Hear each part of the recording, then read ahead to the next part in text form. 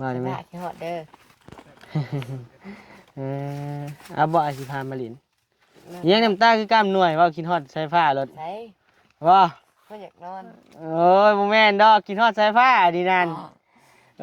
ว่าเรื่องสายฟ้าน้ำตากล้ามหน่วยบัดนี้พี่น้องเอ้ยเห็นบ่ยามจากกันอลีเห็นบ่แนวนี้พี่น้องเอ้ยพอสร้างมุนทวีกินฮอดสายฟ้าน้ำตากล้ามหน่วย เอาแรงนั่น น้ำตาสิไหลเลยนี่เอามาหาเงินดูเอ้ย เห็น6 7 8 9ต้นเด้อพี่น้องเด้อเนาะเฮือนน้องน้องอีเพิ่นพี่น้องเอ้ยปูนก็มาแล้วบล็อกก็มาแล้วพี่น้องเอ้ยคือว่าบ่นิวได้คร่าวๆได้ยินคร่าวๆมาว่ามีแต่ตั้งเสากับบ่าวหยัง ลืมแล้วลูกชื่อ ชื่อหน้า ชื่อตนาชื่อลูกไอ้ ชื่อแต่หน้าบ่ชื่อตา โดย ลองถามไปตู้ดูให้บวชบ่ไปตู้ถาม ไป ดู ตู้ให้บวชบ่ แล้วแต่ลูกเอ้ยลูกหลานอย่าง ยิ้มดีใจโหพี่น้องเอ้ยจะได้บวชแล้วดีใจบ่ โดย โอ้หักเบิ่งคืออย่างน้อยๆบ่พอสร้างคืออย่างน้อยกว่าเงินไฟฟ้าบ่ เพราะกัดกว้างสำคัญ กว้างสำคัญ ตัวนี้เอาชายมาใส่ตัวนี้เลย ความยาวเลยต่างบ่ แมนสายผ้าอยู่นั่น9 ต้นเด้พอดี6ใส่ก็ใส่ถากแล้วก็เอาชายลงรถตัวหน้านี้บ่มันไปเดินเด้เขาว่าไปถอด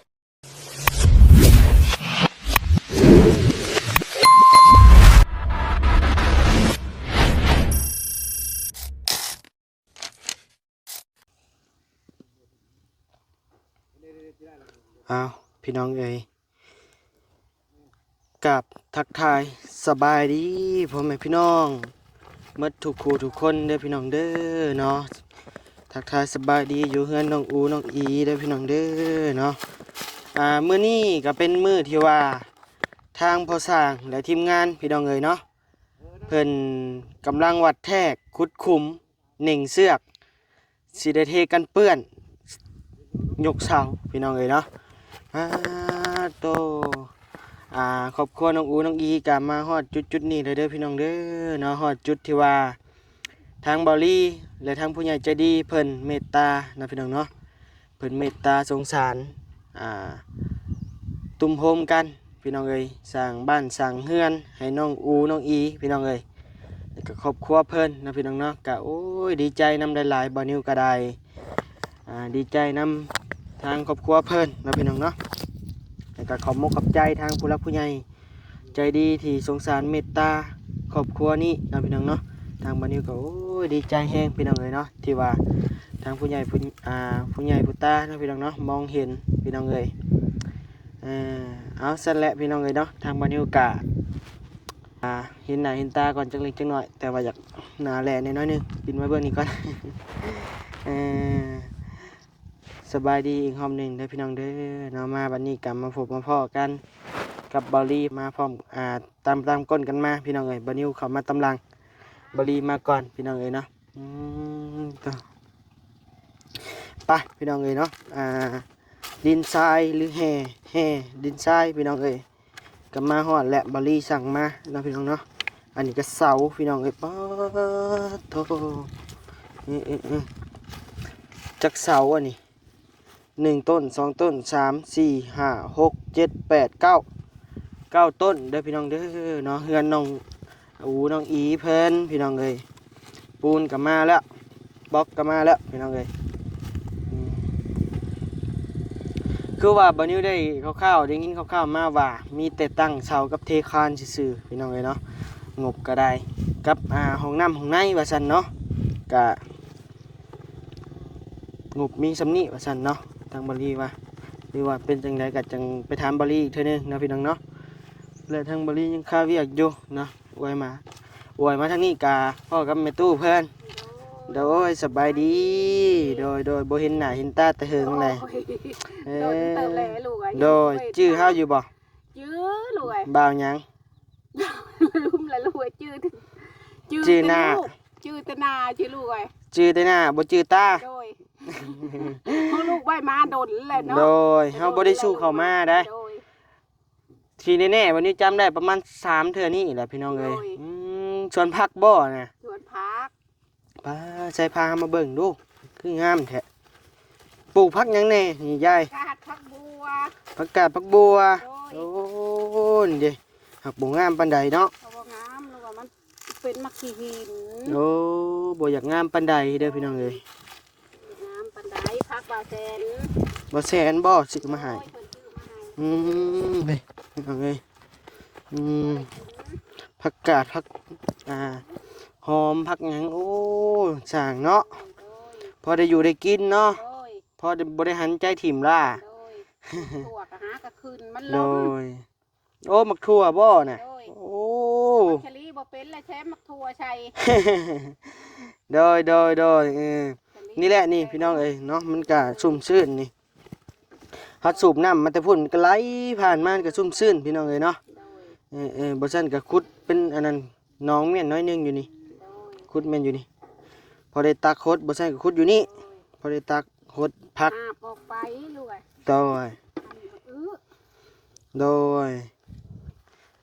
สบายดีเท่าอูบ่นี่ดูขึ้นงามๆดูขึ้นมางามๆแน่ใส่ ช่องล ปลู ม ก เลย ปลูกหยังอ่ะนะ ผักหอมเป๊ะค่ะ โอ้เอาหอมเปรย์มาปลูกบ่ โดยจ้ะ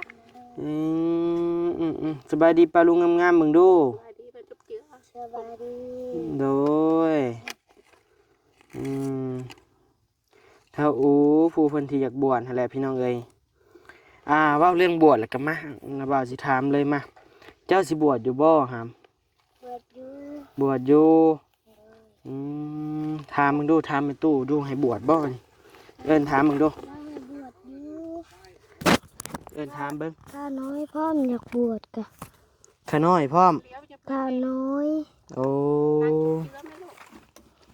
ลองถามไปตู้ดูให้บวชบ่ไม่ตู้เอิ้นถามมึ แม่ งดู ตู้ให้บวชบ่ แล้วแต่ลูกเอ้ยลูกหลานเนี่ย ยิ้มดีใจโหพี่น้องเอ้ยจะได้บวชแล้วดีใจบ่ โด อื ย โอ้ขามหัวขามหางกันคักแท้อันนี้นั่งลงตะกู้ นั่งน้อย ตะกู้ เอาน้อยนั่ง เอาน้อยกินยังหำมากระทันเอาให้บ่ โดย กินรส เพื่อนไปที่ยันหอม ก็ น้ำหลาน เต็มจ เลย ยันบ่อยู่ติดเดียวกับหลานช้ำแต่หลานไปน้ำแบบแก้วมื้อน่ะก็ภาคหวยพวกอันยังว่าไปหลานอยู่แต่ทาง เลย เพื่อนไปป้ากันเท่ากับหลานน่ะ เลยมีแต่ทางอ้ายสิถามแม่เพิ่นก่อนเด้อ ำโดย แนมบวชมือใดแบบเฮือนแล้วบ่หรือว่าในใดจังว่ากันเนาะคะแนนบวชก็ดีอยู่พี่น้องเอ้ยเนาะมันมีผลดีหลายอย่างหลายแนวพี่น้องเอ้ยว่าเรื่องเขาไปบวชไปหยังก็ได้ถ้าบวชนี่ไปบวชอยู่วัดใดไม่ตู้ ในบ้านบ่มีผู้สอนเขาลูก ในบ้านบ่มีบ่ มีก็เพิ่นบ่สอนลูกเอ้ยว่ามันมีอยู่นั่นแหละ บ่ โดย ไปบวชใช่แล้วบัดนี้ฮู้อยู่บ่ ลูกว่าอยากไปแถวที่โนไปแล้วแต่ลูกแต่หลาน แถวซิโนผู้อย่าให้ไปนะ ลูกหลานอยากไปทางใดก็ให้ไปบ่คาดบ่คิด สิไปผากอยู่วัดใดเด้บัดนี้ซิโนพี่น้องเอ้ย แต่ในบ้านนี่เพิ่นบ่อยากอันนั้นเพิ่นบ่อยากเฮ็ดง่าย แม่น ต้นไปนี่ หักอยู่ซิโนนี่มันมีโรงเรียนสงฆ์โดยเฉพาะเด้อยู่ซิโนมีโรงเรียนสงฆ์ได้เข้าเรียนเลยก็ถือว่าได้บวชแล้วก็ได้เรียนพร้อมนะคะแนนไปอยู่ซิโนนะมันมีโรงเรียนสงฆ์โดยเฉพาะเลยพี่น้องเอ้ยโรงเรียนเฉพาะอาจัวเลยไปพานะบ่าวไปเบิ่งเพื่อนเบิ่งซ่านจะปะฮอดใช่เลยปะไปแต่อูกับน้อยนี่ก็ได้นี่ไปสบายดีเด้อเจสุกคนงามคะแนนบ่งามนี่บ่แม่นเจสุกสบายดีโยมน้ำบ่ก้อยปูนบ่โดยลูกชายใส่ผ้าบ่ได้โทรหาเพิ่นบ่ไม่ทุกไปโทรหาลูกชายใส่ผ้าบ่โทรใส่ซบคือแดงงามแท้นี่ ไป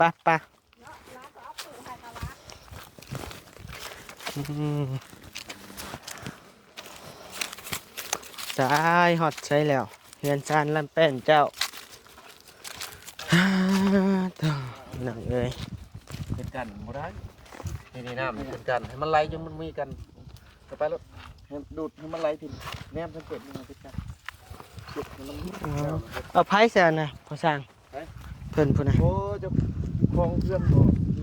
เจ้าของเฮือนเพิ่นซอยบ่อืมสบายดีเด้อพอสร้างเด้อ เจ้าสบายดี บุญทวี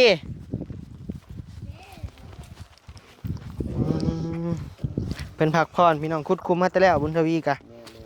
อืมดีใจบ่หามสิได้เฮือนใหม่ ดีใจอยู่ ดีใจสำใดเต้นให้เบิ่งมึงดูใช่เบิ่งพี่มายืนเบิ่งพี่มาดีใจสำใด ดีใจแฮงอยู่ ดีใจแฮงอยู่ โดย ลองเต้นให้เบิ่งดูตึงลองเต้นเบิ่งเอ้าดีใจเด้ต้องเต้นแล้วดึงเขาเอิ้นไม่ได้ยิ้มเอ้ยเนาะใช้บุญทวีอันเลือดดังออกคือได้ยินข่าวเลือดดังออกไปมาหาเพิ่นดูนอนพักผ่อนน้องบุญทวีก็ได้พี่น้องเอ้ยเป็นได้หามมายืนใกล้ๆอ้ายเพิ่นพี่ไว้มายืนใกล้ๆอ้ายเพิ่นเป็นจังไดหามคือว่าได้ยินเลือดดังออกโดยเล็บมือกระตัดนี่ก็นี่เล็บมือเจ้านี่มันเปื้อน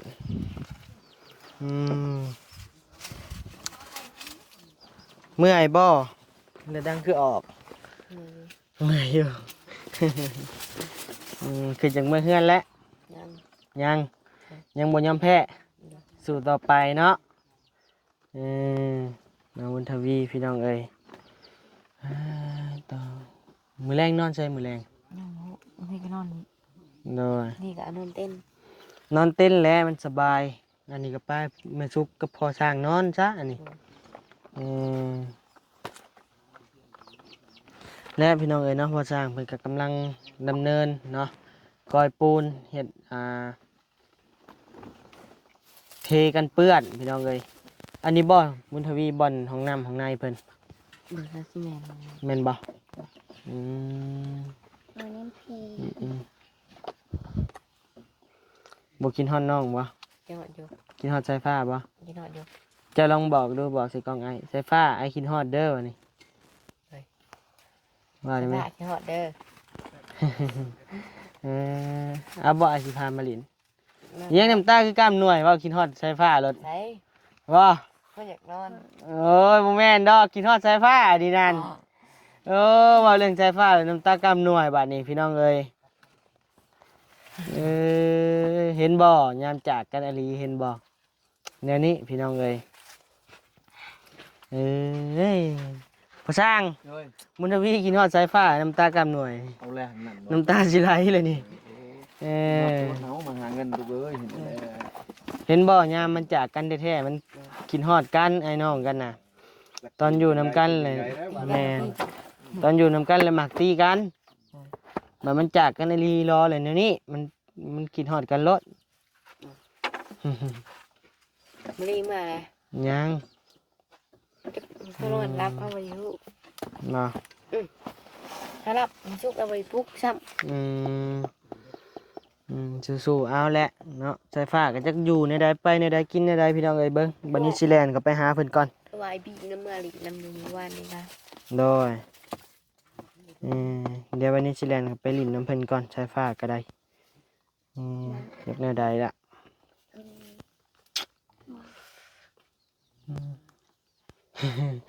มาอยู่ใกล้น้องหรือว่ากินฮอดติกินฮอดอยู่เห็นบ่ผลมันตอนอยู่นำกันแล้วมักตีกันบัดมันห่างกันแล้วแนวนี้รถไอ้น้องกันน่ะพี่น้องเอ้ยคิดฮอดเทกันเปื่อนเลย น้อย ยกแล้วคือปลุกเอาวะ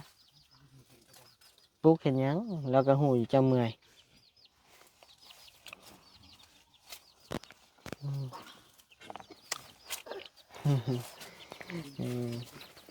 เอาพี่น้องเอ้ยจังได๋ก็สู้ๆเด้อเฮาอันบุญทวีเด้ออดเอาอีก บุกี้มือก็จังเมื่อเยี่ยมน้องเนาะบ่ซั่นกะทางเบิ่งคะแนนเอาบ่เอาน้องมานอนนํบ่คืนหนึงเอาสิเอามาส่ง เนี่ย อืมเดี๋ยวปรึกษาเบิ่งก่อนปรึกษาหลายผู้หลายคนก่อนพี่น้องเอ้ยเห็นดีบ่ว่าเอาสายฟ้ามานอนดินก่อนครับคะแนนมากคือว่าแล้วพี่น้องเอ้ยเฮือนตัวนั้นหรือสิได้ปะอีก กลางเว้นก็ได้ อืมต้องล็อกไว้นั่นนี่ดีแหละคันสิมากะครับอดเอาแหละให้น้องเผาเฮือน โทรลินนั่นไกโทรลินนั่นดู โทรลินนั่นบ่เพิ่นว่าในใด เอิ้นกะอาทามเพิ่นดู เพิ่นว่าในใดถามหาเจ้าในใด ทามบ่ได้มาบ่ เออเออ นี่แหละผลของมันพี่น้องเอ้ย ไอ้น้องเพิ่นโทรมาหาเรื่อยอยู่บ่สายฟ้า โทรไลน์ เพิ่นบ่มีเวียกจักหน่อยครับปลดภัยก็แฮงคักแล้วคือว่าไอ้ได้ยินว่าสายฟ้าว่าอ้ายปลดภัยบ่ หน่อย อ้ายยังบ่ปลดใด ญาติเฮาพังบ่คักคันญาติเฮานั้นแหละ อ้ายยังบ่ คื ป อ ลด ว่าบ่รีบ่ให้มานิ้วปลดบ่ ยันประมาณนั้น ญาติเฮาปัดมันข้าง โดยเดี๋ยวพังเบิ่งคะแนนนั้นไอ้สิแลนไปลิ้นน้ำเพิ่นก่อนมื้อแลงคะแนนว่าปลดดอกสิปลดให้เลยหั่นนะยังไง ขาวไผสิแพงไหมกันว่า ฮะ จังได๋ขาวไผ อืม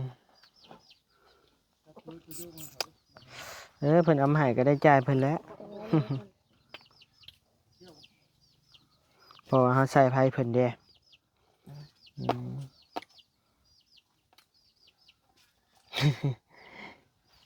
น้ำตาไหลส่งเสือเอามาลายบ่ส่งเสือจับ เลย เอามาจากตัว 4ชุด5ชุด นี่บ่สักดีบ่ อยู่ อืมป้าเดี๋ยวไอ้ไปเบิ่งทางเพิ่นเฮ็ดเวียกกันเด้อไปนำบ่ ไปคือ บ่เมื่อยบ่ยันเลือดดังออกอยู่ได้ปะหามปะปะย่างโอ้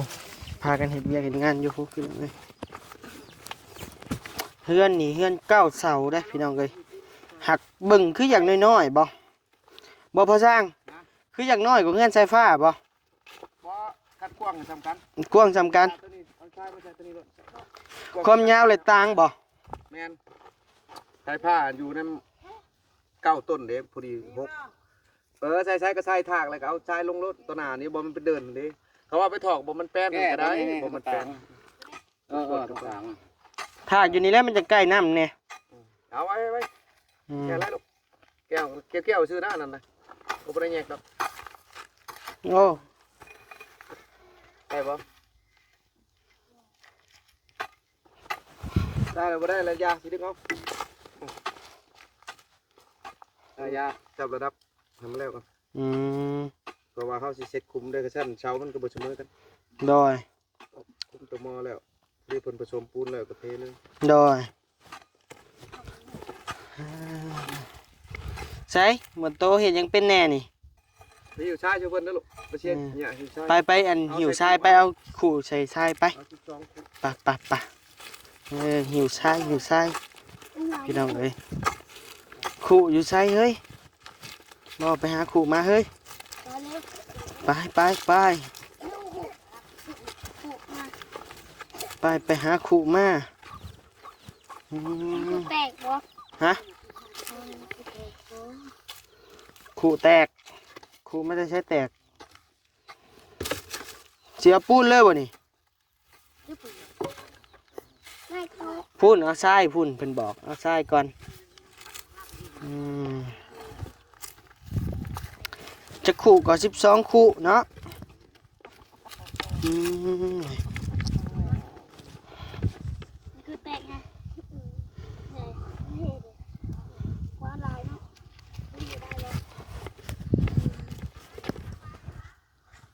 เตะเจือนเล อื ย ม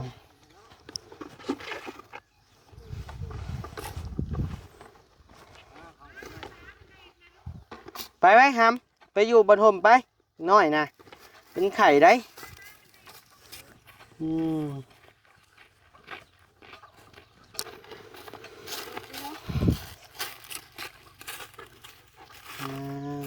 นั่นเอง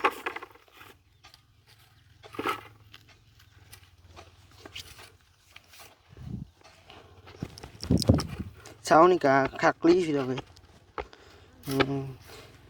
ทั้งบริซื้อเช้ากกต้นเท่าไรเนาะต้นละพันบ่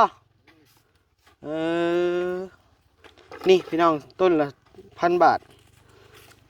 มีเงินได้เนาะซื้อไปเห็นเฮือนพี่น้องจักยามได้สิได้บ่นี้ก็ได้เดียงก็มีแต่อยากได้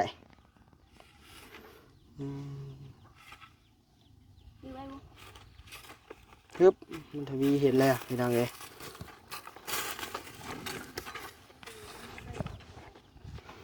จังน้อยก็สิออกแล้วบ่นี้พี่น้องเอ้ยเนาะสิเดินทางไปนี่ก่อนขับไปแวะน้องน้อยก่อนแล้วก็สิถ้าแน่ว่ามันบ่ค่ำบ่มืดก็สิแล่นไปหาสายฟ้าก่อนพี่น้องเอ้ยกินฮอดเพิ่นละ จักเป็นอยู่ในใดไปหาซื้อของอยู่ของกินให้เพิ่นก่อนงบน้ำบานิวก็หมดแล้วแหละมีแต่จกเงินบานิวเองนี่แหละพี่น้องเอ้ยอีต้นเพิ่นพี่น้องเนาะเดี๋ยวจะไปหาถอดพื้นถอดไฟให้เพิ่นเลยเนาะย่านเพิ่นมาตีมาเตือนเนาะว่าแล้วแหละคือยังบ่ถอดอยู่นะเลยจะไปถอดไว้ซะนะพี่น้องเนาะใช้เดียวพี่น้องเอ้ยบานิวมือนี่ก็ได้เนาะทั้งAIเพิ่นขึ้นมาก่อนนะพี่น้องเนาะเดินใส่เดียวเลยมือนี่เอาโอเคเด้อหำเด้อหำไอ้สิไปป้าได้ไปนี่ได้มือหน้าจังสิมาเยี่ยมมายามใหม่เด้อนี่แหละพี่น้องเอ้ยเดี๋ยวมือหน้าโอกาสหน้าเดี๋ยวมาเยี่ยมมายามใหม่บ่ใช่กับมืออื่นนี่แหละเนาะยกเสาพี่น้องเอ้ยเดี๋ยวปรึกษากับบริสิเฮ็ดอะไรใส่รถยกบริใดพี่น้องเอ้ยเนาะเอาเดี๋ยวพอกันใหม่ในคลิปหน้าได้พี่น้องเด้อเนาะสำหรับคลิปนี้ก็มีเพียงส่ำนี้แหละพี่น้องเอ้ยอยู่ดีมีแห้งร่ำรวยปรารถนาสิ่งใดคอยได้สิ่งนั้นเมื่อทุกคู่ทุกคนได้พี่น้องเด้อเนาะพ่อแม่ใจดีทุกท่านเราโดย